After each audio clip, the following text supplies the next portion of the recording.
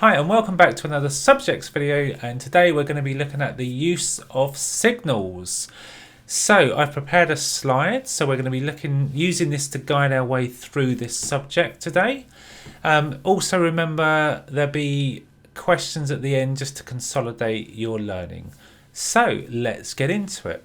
So use of signals, points to consider when planning this lesson with your pupils.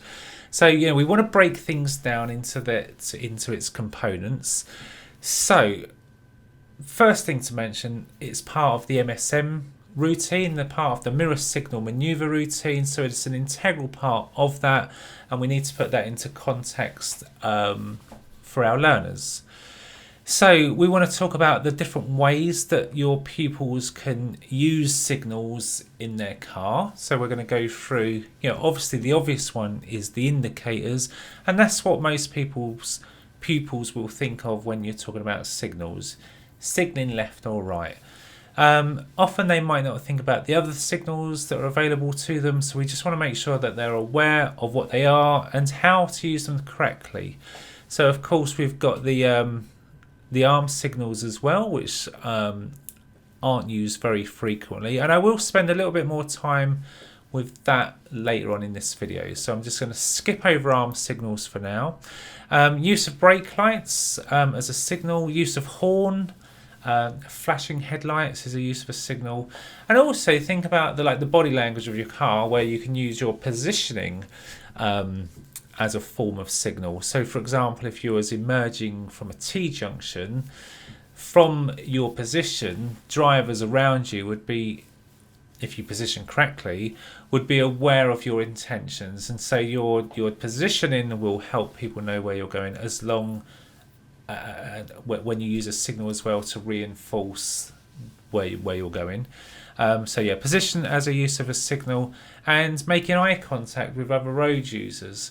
And we want to talk to our pupils about not beckoning people on, waving them across, flashing their lights, etc. So we're going to get into all of that in this video and explore how we use the signals, how we use them correctly, etc.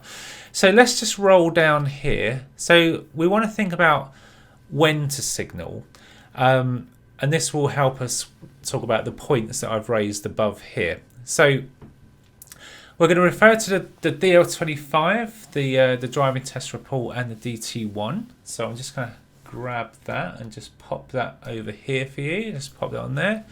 So we've got the driving test report, and if we go to the use of signals, then we have that we want to use our signals when necessary, we want to use them correctly, and we want to think about the timing of our signals. So if we start to get those things wrong, then faults will be recording on a DL25 when they come to their driving test, because they're confusing people with what their intentions are, etc. So we are going to explore each of those in a little bit more detail.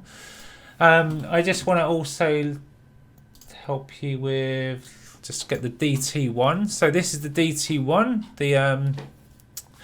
This is the guidance for when examiners carry out the tests, which you'll become familiar with by now. And we're just going to roll it down to 1.07, the definition of markings on the DL25, and section 14, as we've just looked on the. So this is the same. Section 15 is signals, not 14. So this corresponds with the DL25. So this gives us a little bit more detail behind those words that they use. So again, here it talks about necessary. So if a signal was omitted, let's say we've moved off from the side of the road where other road users would have benefited, then that would be deemed, well, a signal was necessary in that situation, and therefore a fault would be recorded. Signaling correctly. So incorrect or misleading signal, failure to cancel directional indicators. So let's say we've just come off, we've just moved off from the side of the road, we put a right signal on, we've left the right signal on, and now we're approaching a junction on the right with other road users present, and so therefore that would be an incorrect use of signal, because we're telling people our intention is to turn right, but of course we're not, so that's going to be potentially dangerous. So that's use of signals correctly, and of course timed. We want to time our signal correctly. So what does it say here? Signal incorrectly timed so as to be either misleading or too late to be of value. So we don't want to signal too early, because people might get confused about where you're going. Let's say you are coming up to that T junction and it's quite a long way off, and you pop your left signal on and you're a long way from it, there's cars behind.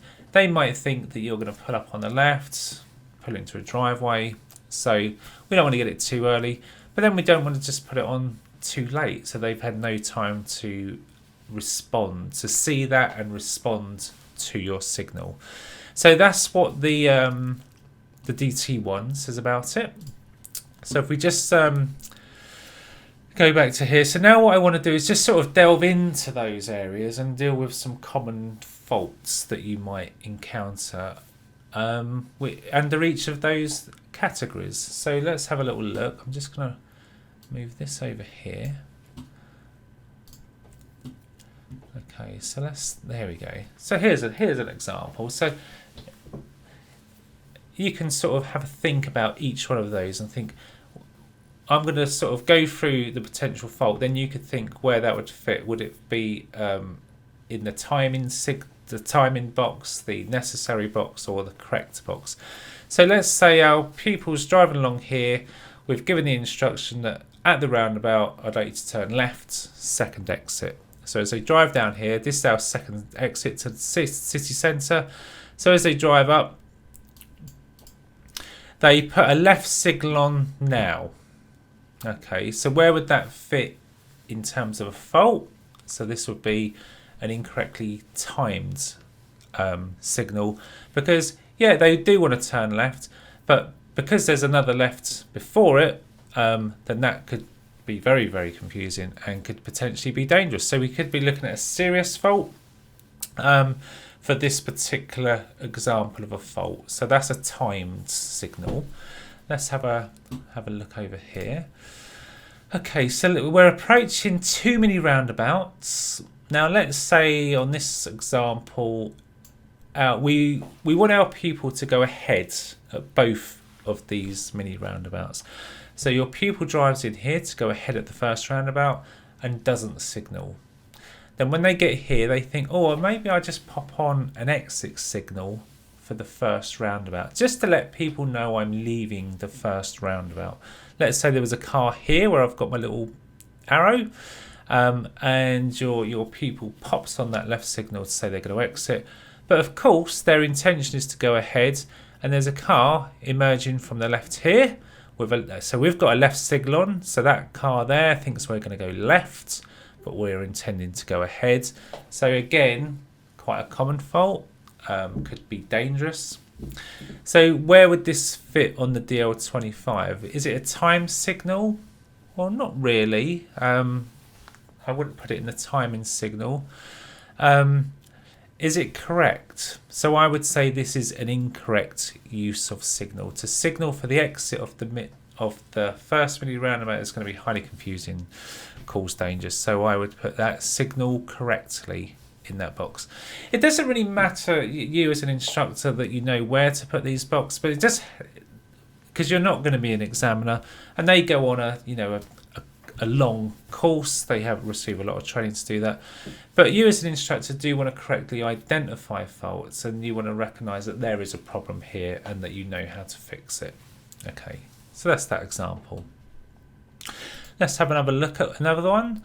So let's say that we're driving along here and we've asked our pupil to pull up on the left in a safe place of their choice. And so as they're driving along here, they've identified an area just up here that they think, oh, that would be a good place to pull up. And they've popped their left signal on here. So what would be the problem with that? We've got a pedestrian there. So if that pedestrian, let's say, who was facing us, maybe stood on the other side of the road looking at us. Let's say we had a car looking to emerge from here, and we've got a left signal on. So where would this fall? is it a timed signal? So I would put that in time. So the timing of the signal, yeah, is too early. It's going to cause problems. So we need to think about timing of signals in this situation. Let's have another look at another one. So we're on a roundabout here, just to put it into context. So let's say we're coming off the roundabout. Let's say we're going ahead. So we've come from over here. So where this silver car is, we're coming round the roundabout, and we're gonna go ahead here.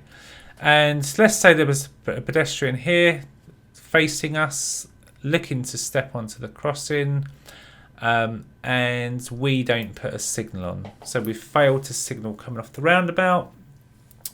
So this would be like necessary. So here a signal would have been necessary to tell other road users, and other road users does include pedestrians. That's important to remember that. So if people are looking to cross the road, they would benefit from a signal. So we'd use a signal to help them. So that's that example.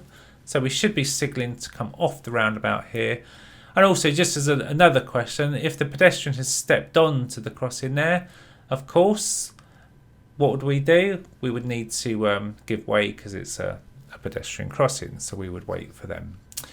Okay, let's have another look at another example. So coming up here, let's say we want to go towards Great Yarmouth. Road markings indicate that this is the right turn.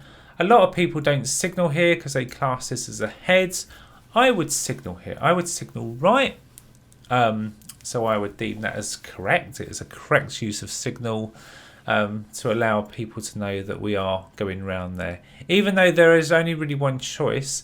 But people coming into the roundabout here, are they going to benefit? Well, not really, but I would just confirm to people in this left lane here that we will be going round the roundabout and turning right. I just think it would be of benefit to other road users. People will argue that you don't really need to signal there, but personally, because it's past 12 o'clock, I would. I think in terms of a driving test, I think your pupils might get away with this as a not worthy fault. So but if we have pedestrians right around here looking to cross and they're not sure what we're going to do, then let's get the signal on. Okay, another example here where we've got a right only lane. So let's say we're turning right. So here, again, if we had pedestrians waiting over to cross the road here, I would definitely be signalling to turn right, just to tell these pedestrians here, look, don't step into the road, I am turning right. Because how do they know what this road marking says? For all they know, we could go ahead. Now, we can see that we can't, but from that angle, do our pedestrians know that we couldn't continue ahead in that lane? So if we can just confirm to them what our intention is, then they can make their decision based on what we're doing and keep everyone safe. So yeah, I would deem a signal is necessary in that situation. Similar situation here where two lanes turn right at a set of traffic lights. Now notice on this one there is no ahead. There is no ahead. So here, if I was using either of these lanes, I personally wouldn't use a signal. However, that could all change if I notice pedestrians around this corner looking to cross, making eye contact with me. I think, do you know what, let's just pop it on. Let's pop it on. Doesn't hurt to signal. You're better signaling to nobody than not signaling when someone would have benefited, if that makes sense. So we want to encourage our pupils to be aware of their surroundings, to take effective observations and use their mirror signal manoeuvre before just willy-nilly putting on signals. So we want to make our pupils sort of think about their surroundings and think, do I need to signal at this point, rather than just slapping signals on without any real thought process. But if there's any doubt as to whether, do I signal, do I not signal, you're probably just best to pop a signal on. Okay, let's just take another example of a roundabout here. So we're going to turn right at the roundabout for Cromer. So just zoom in on that. So we're turning right. And if we look at road markings here, we can use either lane to turn right. So the default lane, the normal road position would be the left-hand lane, unless of course we want to overtake, which is fine. So let's say we've come up here, we're going to turn right in the left-hand lane because road markings say we can. Now on approach, I wouldn't be signalling right too early because road users in lane 2 might think, oh, we want to change, and they might give you a little flash, say, well, come on, I'll let you over because you are indicating your intention to me, so I'm going to hold back and give you a space to move over. So I personally wouldn't signal too early. I would stay without a signal and follow the road round to here, and then when I get into the roundabout at this point, now I would definitely want to be signalling right to say my intention is to come round there, because bearing in mind we could have cars coming round here like this van who wants to move over into lane, and what we don't want them to do is trying to cut in front of us with them assuming we're going to exit on that next exit, the first exit. So here I would be putting my right signal on here to let the van know that I'm coming round. And also, who else would benefit from this signal as we come round here? If we've got cars waiting to come into the roundabout here, then they're going to benefit from this right signal to say, look, I'm coming round here. Because how would they know what the road markings say from where we've just come from? They wouldn't know that. So we're going to pop that right signal on to let them know. That would be a very important signal. Admitting that signal will cause problems, so we want to be very mindful of that. If we were taking the exit, obviously we'd signal left too. So we can either go left or we can go right. But we do want to use a signal which either way we're going there. And I don't know why I've got that. No, don't need that one. I was obviously looking for something but couldn't find it. So let's just go back to the slide. So we've covered some examples of when a signal when necessary. We want to signal correctly and think about the timing of signals. So let's go back to like flashing headlights. Let's say that our pupil has flashed their lights to beckon another road user out of a junction. Let's say. So that would be faulted as correctly because it's an incorrect use of signal. We should be using our lights to make people aware of our presence. So we flash our lights to make people aware of our presence. Another example, let's say that we sound our horn because someone has just upset us. Your pupils become frustrated that another driver has annoyed them in some way, that they've done something, and as a rebuke they've used their horn to sort of reprimand another road user. That would be an incorrect use of a signal, so of course we should only be using the horn to warn people of our presence. Okay, so yes, we talked about those, so there's some good examples of them. We've just sort of gone through the common faults, some examples there in Norwich of where pupils might signal incorrectly, or where you might have signalled incorrectly on your part 2, or if you're about to do your part 2. Hopefully that helps and just clarifies the correct use of signals. We just need to talk about the highway code. So look at the rules around the highway code. Now I have got that on a slide somewhere. I just need to go back to that. So I lost my yeah, here we go. So here we're looking at the online highway code. So if we go down to rules 103 to 106 is signals, and we're just going to delve into those, and it's just reinforcing what we've just talked about. We want to be giving clear signals in plenty of time, so well-timed signals, having checked that it's not misleading to any other road users. Use them to advise other road users before changing course or direction, stopping or moving. Make sure we cancel them after use. Make sure your signals will not confuse others. If, for instance, you were to stop after a side road, do not signal until you are passing the road. So that's like the example I use, where if we were pulling up on the left and there's a side road on the left before it, we don't want to get that signal on too early. And here, talking about arm signals, use an arm signal to emphasize or reinforce your signal if necessary. So let's say, for example, we want to turn right from major road to minor road, and opposite our right turn is a bus stopped at a bus stop, and we've had to wait behind the bus for oncoming cars, and we want to turn right. So we've got our right signal on, but other people might deem that as like, is he signaling right to say his intention is to go around the bus, or is he signaling right to say that he's actually going to turn right? So we need another signal. We need to reinforce what we actually mean in this situation. So if I wanted to turn right, I'd pop my right signal on, get my right arm out, and you can't see it in the camera, but right, yeah, like your arm out. I can't show you on the video because it won't fit. But your right arm out, and it's with a flat palm like that. So you have it like that, not like that. It's like that. So your thumb is up, and that would be the correct use of signal to reinforce that situation. So have a look around the rules, the other rules that are in the highway codes, because you might get some questions on those. Have a little look through those. And also we need to talk about, what else we got on here? Just get my sheet back up.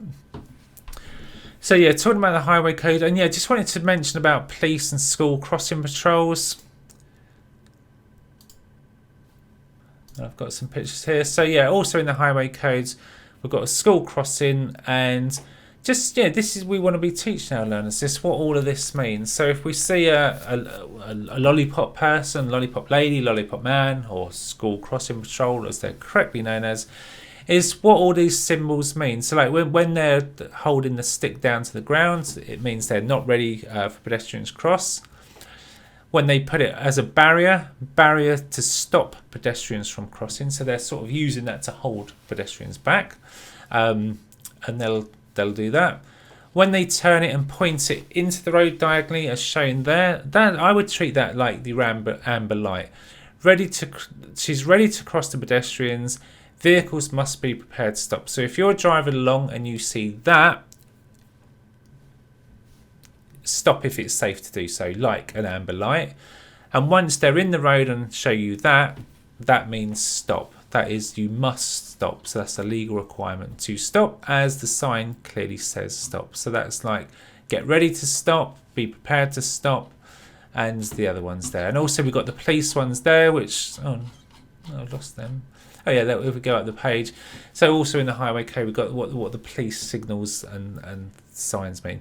So these are things you can cover with your pupils, because they could get asked this in their theory test, and of course in their driving career, they need to know this stuff, because you know what it all means, so they are in possession of the correct knowledge, and can apply that properly when they need to do so.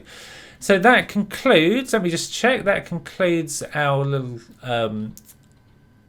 talk on the use of signals. So I hope that helps you going forwards in planning your lesson. We will no doubt, when we get in car, give you some examples of that, where there'll be some fault simulation where incorrect use of signals is going to go in, and then there's a gap in my knowledge, so then you'll have to correct me and give me a lesson on the correct use of signals, and a little bit of understanding of where they fit. Is it a necessary, is it correctly, or is it ill-timed signal? So have a think about those. Fill out the questions that come after this video in the workbook, and I look forward to seeing you in the next video. So until then, goodbye.